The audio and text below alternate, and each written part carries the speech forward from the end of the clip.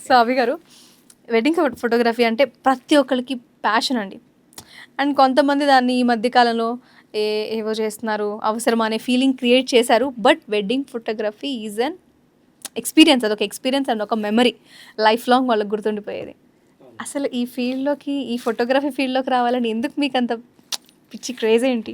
అంటే ఫస్ట్ నుంచి వెడ్డింగ్ ఫీల్డ్‌లోకి రావాలని లేదు. ఫోటోగ్రఫీ ఫీల్డ్‌లోకి రావాలని లేదు. బట్ నేను పుట్టినప్పటి నుంచి కూడా ఫాదర్ ఇదే ఫీల్డ్‌లో ఉండడం. అంటే స్టార్టింగ్ నేను ఫీల్డ్ కెమెరా నుంచి కూడా యూజ్ చేస్తాను. ఆహా! ఆ ఫీల్డ్ కెమెరా అంటే డార్క్ రూమ్ అనేది ఉన్నింది. సో, అప్పటి నుంచి కూడా నేను వర్క్ చేస్తా ఉన్నా. సో మీకు ఏమంటారు, ఆ జనరేషన్కి ఈ జనరేషన్కి మధ్య ఉన్న ఈ అప్డేట్ అయిన టెక్నాలజీ మొత్తానికి ఒక బ్రిడ్జ్ లాంటి వాళ్ళు. యూ హ్యావ్ బోత్ నాలెడ్జ్, దానికి సంబంధించిన నాలెడ్జ్ ఇది ఉందన్నమాట. నైస్. ఓకే. సో ఎప్పటి నుంచో అప్పుడు స్టార్టింగ్ నాన్న చేస్తూ ఉండేవాళ్ళు? నాన్న 85లో స్టార్ట్ చేశారు సేమ్ నేమ్‌తో అంబికా వెడ్డింగ్ ఫోటోగ్రఫీ అనేసి. Ambika wedding Ambika photography. Wedding photo. So, అప్పుడు Ambika? Ambika studio. Ambika studio. Yeah! Ambika అంటే అంబిక మా సిస్టర్ అన్నమాట. సిస్టర్ సో, పేరు మా పెట్టుకున్నారా? మా అక్క పేరుతో స్టార్ట్ చేశారు. ఓకే. సో, అప్పటి నుంచి అదే రన్ అవుతుంది. సో, అలా రావడం వల్ల ఏమైందంటే, సో, డిజిటల్‌కి ఎప్పుడైతే కన్వర్ట్ అయిందో నాన్న కొంచెం డౌన్ అయినాడు. ఓకే. సో, అంటే అంత టెక్నాలజీని కొంచెం టెక్నాలజీ పరంగా అడాప్షన్‌లో ఆయన వాళ్ళు అవునవును. అప్‌డేట్ తీసుకోలేకపోయారు. కాలేకపోయినాడు. యెస్. సో, ఆ టైంలో నేను స్టడీస్‌లో ఉండడం. సో, ఆ స్టడీస్‌లో నేను అందుబాటులో లేకపోవడం నాన్నకి. అప్పుడు కొంచెం ఒక 10 ఇయర్స్ షట్ డౌన్ చేశామన్నమాట. ఓహ్! సో అంటే చాలా డిస్టర్బ్ అయ్యారు. అంటే యాహ్! చాలా మంది అప్డేట్ వర్షన్ అడగడం, దాన్ని అవునవును. అడాప్ట్ చేసుకునే అవునవును. విషయంలో కొంచెం లాగ్. అవునవును. నాకి మా నాన్నకే గొడవలొచ్చేవి. అరె! నువ్వు ఓహ్! ఇవ్వడం లేదు.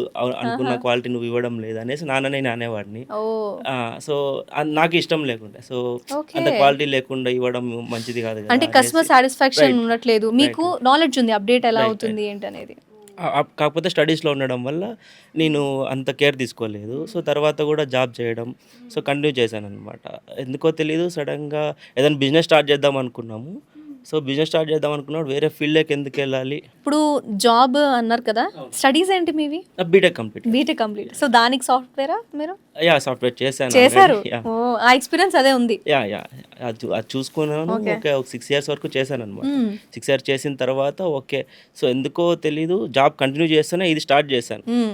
సో, కంటిన్యూ చేశాను. సో, 2020లో ఇది స్టార్ట్ చేశాననమాట. సో, 20లో. అబ్బా! ఏం టైం అండి మీరు స్టార్ట్ చేసిన టైము. అందరికి అవునవును. ఆ ఇయర్ గుర్తుండిపోయే ఇయర్. కరెక్ట్. కరెక్ట్. ప్రపంచం మొత్తానికి. ఎగ్జాక్ట్‌లీ. ఓకే. సో, ప్రతి ఒక్కరు ఫేస్ చేసిందే నేను కూడా ఫేస్ చేశాను. సో, స్టార్ట్ చేయడము okay. So, within no time okay. First booking అవ్వడం ఫస్ట్ సీజన్ ఓకే. రన్ అయింది. సో, ఫస్ట్ సీజన్ తర్వాత కోవిడ్ స్టార్ట్ అయిపోయింది. అభి గారు, పాండమిక్‌లో మీరు ప్రాబ్లమ్ ఫేస్ చేశారన్నారు కదా! ఫస్ట్ మీకొచ్చిన కస్టమర్ ఎవరు? లైక్ ఎలా వచ్చింది? దాని గురించి ఏమన్నా మీరు గుర్తుందా? చెప్తారా? యాహ్! అండి. అంటే ఇది చాలా మెమరబుల్ అండి. ఓకే. ఏమైందంటే సో, స్టార్టింగ్ అంటే ఓపెనింగ్ అయితే చేశాను గానీ ఓకే. సో, నా బిజినెస్ ఎట్లా రన్ చేయాలి? అంటే కస్టమర్స్ ఎట్లా? నేను అనుకున్నప్పుడు మా అన్న ఒక రెఫరల్ ఇచ్చాడనమాట. సో, తన ఫ్రెండ్ వాళ్ళ చెల్లెలిది మ్యారేజ్ ఉందనేసి ఒక రెఫరల్ ఇచ్చాడు. ఓకే. అనేసి స్టూడియోకి రమ్మన్నా. ఓకే. ఆఫీస్‌కి రమ్మంటే వచ్చాడాయన. వచ్చిన తర్వాత లిటరల్ చెప్పాలంటే నా దగ్గర డెమోస్ లేవండి. నా దగ్గర చూపియడానికి డెమో లేదు. చేతిలో అంటే ప్యాకేజెస్ ఏవి బ్రోచర్స్ గానీ, ఏవి గానీ లేవనమాట. సో, నేనేమంటే అతనికి ఓవరాల్‌గా ఒక హాఫ్ అన్ అవర్ ఎక్స్‌ప్లనేషన్ ఇచ్చాను. నేను ఇలా తీస్తా, ఇలా చేస్తా, ఇలా ఈ చేశాను. ఒక ప్లానింగ్ ఒక ఉంది. ఒక హాఫ్ అన్ అవర్ ఓవరాల్‌గా ఎక్స్‌ప్లెయిన్ ఇచ్చాను. విజువల్ చూపించాననమాట. సో, మామూలుగా మాటల్లోనే విజువల్ చూపించాను. ఇలా చేస్తానన్నా నేను ఒక హాఫ్ అన్ అవర్ అని ఎక్స్‌ప్లెయిన్ చేశాను. ఆయన 100% ఓకే. కమిట్ అయిపోయాడు. అభి నమ్మకం ఉంది. నువ్వు చెప్పిన దాంట్లో ఓకే. నేను యాక్సెప్ట్ చేస్తాను. నాకు నమ్మకం వచ్చిందని చెప్పేసి స్పాట్‌లో అడ్వాన్స్ ఇచ్చేసి బుక్ చేసుకున్నాడు.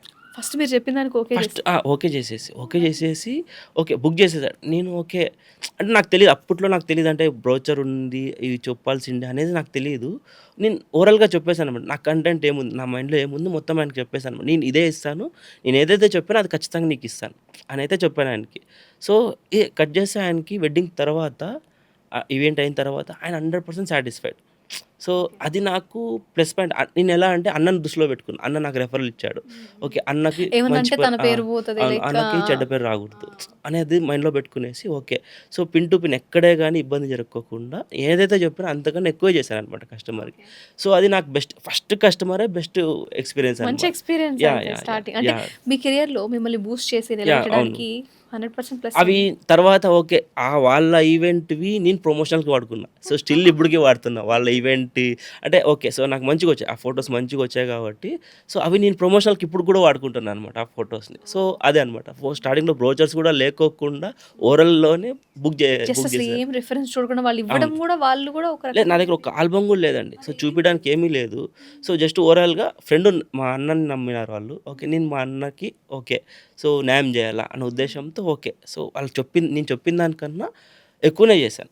సో, వాళ్ళు నేను బడ్జెట్ జూడలేదు. ఆ టైంలో బడ్జెట్ జూడలేదు. అంతే. ఓకే. యాహ్! ప్రాఫిట్ అనేది పక్కన పెట్టేసాను. ఓకే. సో, ఇది నేను తీసుకున్నా ఓకే. ఈ కాంట్రాక్ట్ ఎట్లైనా గానీ ప్లస్ చేపియాల. సో, మనం దీంతో ప్రమోషన్ జేసుకోవచ్చు అనే ఉద్దేశ్యంతో మొత్తం ఖర్చంతా నేను ఈవెంట్ మీద ఖర్చు పెట్టేశాను.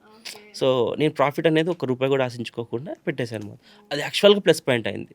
సో, అదే అలా స్టార్టింగ్ 1 ఇయర్ అంతా ఇలాగే చేశానండి. సో, అందుకే బూస్టప్ అయింది. సో, ఇందాక మీరు అడిగారు హైదరాబాద్‌లో ఎలా ఏమన్నా ఎక్స్‌పెక్టేషన్ అనుకున్నప్పుడు ఇక్కడ గూడా అదే వర్కౌట్ జేయాలి అని అనుకున్నా. స్టార్టింగ్ వచ్చిన అన్‌ఎక్స్‌పెక్టెడ్ కస్టమర్‌కి యాహ్! మీరిచ్చే సర్విస్ బెస్ట్‌గానే అవునవును. అంటే అమౌంట్ అని మీరు పెట్టి వేరే దగ్గర ట్రై చేసేదానికంటే నేను బెస్ట్ ఇస్తాననేది మాత్రం ఎష్యూరెన్స్ అవునవును. హైదరాబాద్‌లో. అవునవును. స్టార్టింగ్ ఎవరైతే తనని కాంటాక్ట్ చేస్తారో వాళ్ళకున్న ప్లస్ ఇదంటారు. అవునవును. 100%. ఓకే. అంటే నైస్. ప్రాఫిట్ పక్కన పెట్టేసాను. ఇప్పుడు ఎలా అంటే నాకు కొంతమంది కస్టమర్ బేస్ ఏర్పడిన తర్వాత ఓకే. ప్రాఫిట్ నేను ఆశించొచ్చనమాట. సో, స్టార్టింగ్‌లోనే ప్రాఫిట్‌కెళ్ళాననుకోండి. సో, నేను ఆ బిల్డప్ పాయింట్‌లో చేయలేను. ఆ మైండ్ సెట్‌లో యాహ్! మీరిప్పుడు యాహ్! సో, అన్‌ఫార్చునేట్‌లీ అప్పుడు ఏ అన్న అయితే నాకు రెఫరల్ చేసాడో ధర్మవరంలో హైదరాబాద్ ఈవెంట్ కూడా ఆ అన్ననే రెఫర్ చేశాడనమాట. మీకు అది లక్కీ చామ్‌లో అన్‌ఎక్స్‌పెక్టెడ్ ఉన్నారు మీ అనమాట బ్రదర్. అదసలు. అవునవునవును. సో, అతనికి కూడా ఇప్పుడు అదే నేను ఓహ్! చేయాలనుకుంటాను. Same same thing same. Repeat. Same. Same. Same. Oh! Yeah! Nice yeah! Nice. Yeah! అదొకటి.